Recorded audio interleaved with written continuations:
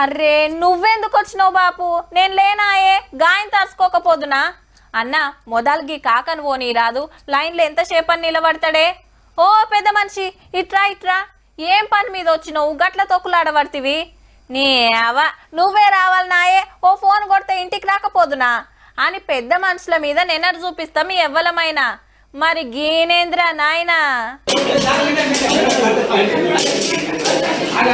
పాపం తాత ఆయంత మలుసుకబడితే ఏంది పరిస్థితి? పెద్ద మనిషి నెనరు కూడా లేదు, గింత కఠినం ఉంటాదుల్లా. నిర్మల్ జిల్లా ఎల్లాపూర్ ఎంఆర్ఓ గారు భూభారతి మీటింగ్ పెడితే ఏదో తిప్పలు చెప్పుకుంటానికి వచ్చిండట. ఇవ్వలేమనలేదు. సర్పంచ్ దగ్గరికి పోయినా ఏం అల్లుడు మరి భూమి ఇవ్వాలి అంటే మామ నీదే అన్నాడు. నీదే అనే వరకంటే పోలీసు వాడు వచ్చిండ గుంజుకొని పోతే నన్ను గొర్ర గుంజుకొని పోతే ఇజ్జత్ పోయింది నాది. మీరు రాకపోతే నీ రక్షణ బతుకున్నా.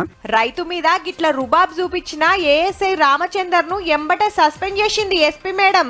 ఇక ఇటు చూడుర్రి, ఆగుర్రని పోలీసులు జరుగుర్రని రైతులు సీదా కంటైనర్ కాడికొచ్చి నిప్పు పెట్టిండ్రు.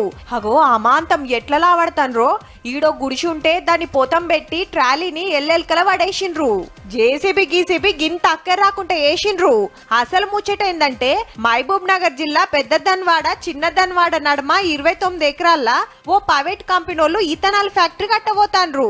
చెల్ చుట్టూరా మా పంటలు ఆగమైతాయి, నీళ్లు ఖరాబ్ అయితాయి, వద్దంటే వద్దని లడాయి అందుకుర్రు 12 ఊర్ల రైతులు.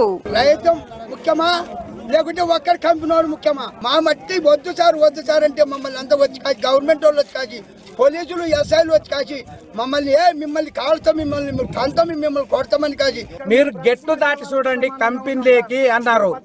లేడీస్ వాళ్ళేమి మమ్మల్ని అవతలకి దాటడమేమి అని అందరం ప్రజలము అనుకొని ఊకపోయినాం సార్. మమ్మల్ని మొత్తం చంపినాకనే కంపెనీ వేయండి.